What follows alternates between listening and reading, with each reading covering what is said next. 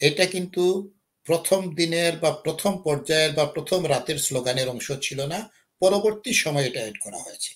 গভীর রাতে যারা আমি কে তুমি কে রাজাকার রাজাকার বলে স্লোগান দিয়ে নতুন একটা আন্দোলনের মাত্রা যোগ করতে বা আন্দোলনকে ভিন্ন খাতে প্রবাহিত করতে চাইলেন, তাদের সম্পর্কে আমাদের অত্যন্ত গভীরভাবে চিন্তা ভাবনা করা দরকার যে এর সূত্রপাত কোত্থেকে।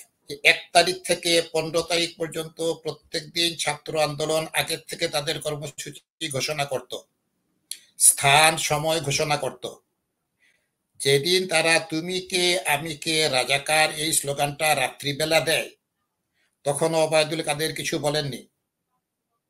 আমি স্পষ্টভাবে বলছি, আপনি প্রমাণ করলে আমি মেনে নেব, প্রমাণ করতে হবে যে বলেছেন।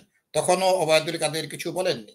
এই যে গভীর রাত্রে পূর্ব ঘোষিত ঘোষণা ছাড়া আমি কে তুমি কে রাজাকার রাজাকার, যেটা বাংলাদেশের মুক্তিযুদ্ধ বিরোধী, বাংলাদেশের স্বাধীনতা সার্বভৌম বিরোধী স্লোগানটা, কে এইটার এর পিছনে কে? আমি কে রাজাকার তুমি আমি কে তুমি কে রাজাকার রাজাকার এই স্লোগানকে যদি পর্যালোচনা করি, আমাদের মনে হয় অনুধাবন করা ভালো পর্যালোচনার চেয়ে। এটা কিন্তু যদি বাড়তে দেয়া হয়, এটা আমার সম্পূর্ণ স্বাধীনতা এবং সার্বভৌমত্বের মূল্যে আঘাত হানতে পারে।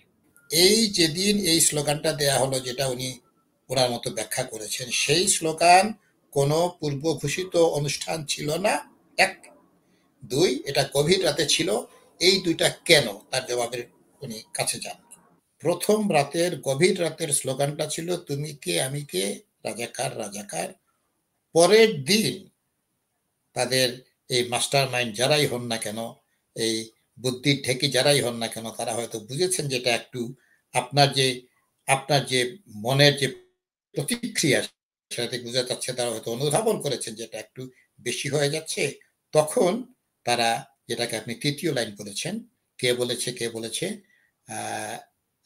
সরকার না, তারা স্বৈরাচার বলেছিলেন। যাকে এটা কিন্তু প্রথম দিনের বা প্রথম পর্যায়ের বা প্রথম রাতের স্লোগানের অংশ ছিল না, পরবর্তী সময়ে এটা এড করা হয়েছে।